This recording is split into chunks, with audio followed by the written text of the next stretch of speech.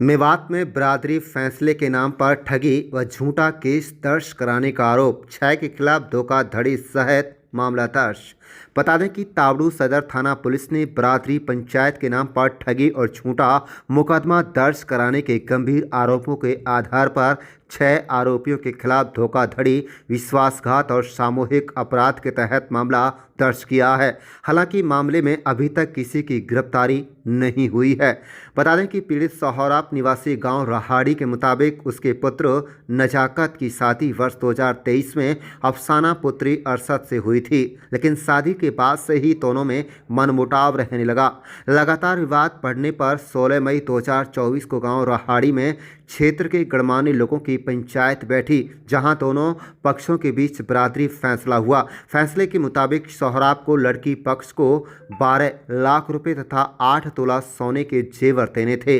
शिकायत के मुताबिक पंचायत के दौरान ही 5 लाख रुपए भीमसिका निवासी एक जिम्मेदार व्यक्ति को सौंपे गए तथा शेष 7 लाख रुपए अगले दिन 17 मई को पलवल में दे दिए गए। पीड़ित का दावा है फैसला लिखने से मुकर गए। सौराब का कहना है कि पंचायत देर शाम होने के कारण लिखित फैसला तैयार नहीं किया जा सका और इसे सोमवार को लिखवाने की बात तय हुई, लेकिन जब सोमवार को सौराब ने फैसला लिखवाने की बात कही तो आरोपी मुकर गए और उसे झूठे मामले में फंसाने की धमकी देने लगे। इसके बाद लड़की पक्ष ने पलवल थाने में दहेज का झूठा मुकदमा भी दर्ज करा दिया।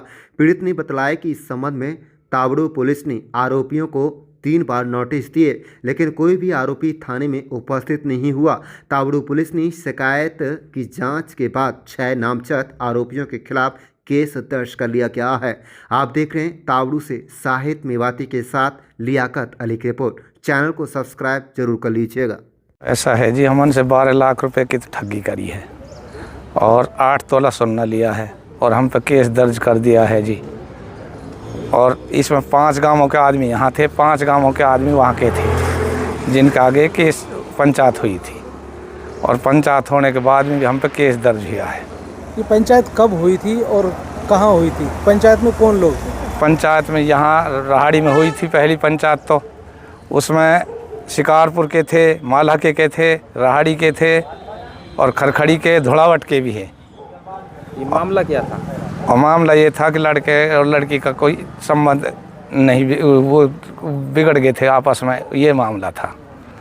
और वहाँ के गुराक्सर के थे, रूपड़ा के भींसी का, और एक उसका था जो उसका धीरण की का, और मरोखड़ा के आदमी है।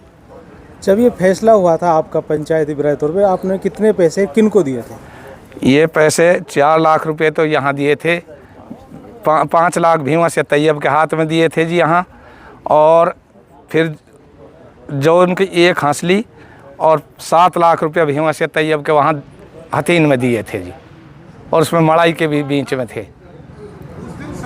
हम इनकी गिरफ्तारी की चाहते हैं जी, और आपका और पुलिस वालों का धन्यवाद है, SHO और SP साहब का, जिनने मुकदमा दर्ज किया है, और इनकी गिरफ्तारी की जाए जी तुरंत।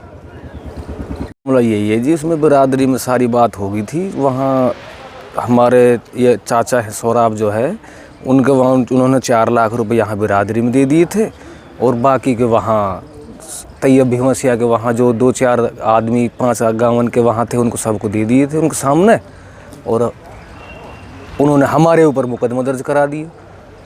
मतलब फैसला होने के बाद? हाँ, फैसला होने के बावजूद उस दिन शनिवार का दिन था, हम उसको लिखवा ना पाए, क्योंकि सोमवार को लिखवा लेंगे ना, उन्होंने फैसला लिखा और फिर हमारे ऊपर मुकदमा दर्ज करवा दिया। तो फिर अब आपका मुकदमा किस तरह दर्ज हुआ? अब हमारा मुकदमा SP साहब ने और थानेदार तावड़ू सदर थाने वाले SHO साहब ने हमारा मुकदमा दर्ज करवा दिया है। अब हमें न्याय चाहिए जी।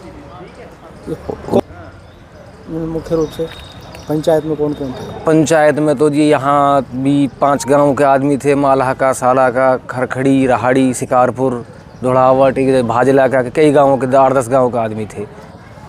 कड़िया के आदमी भी थे इसमें, हमारे गांव के आदमी थे और पास के।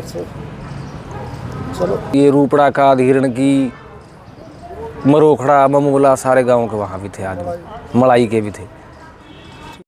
पूरा मामला ये है, हमारे यहाँ के 5-6 गांवों के आदमी यहाँ थे और बाकी 6-7 गांवों के आदमी पहाड़ के नीचे से थे।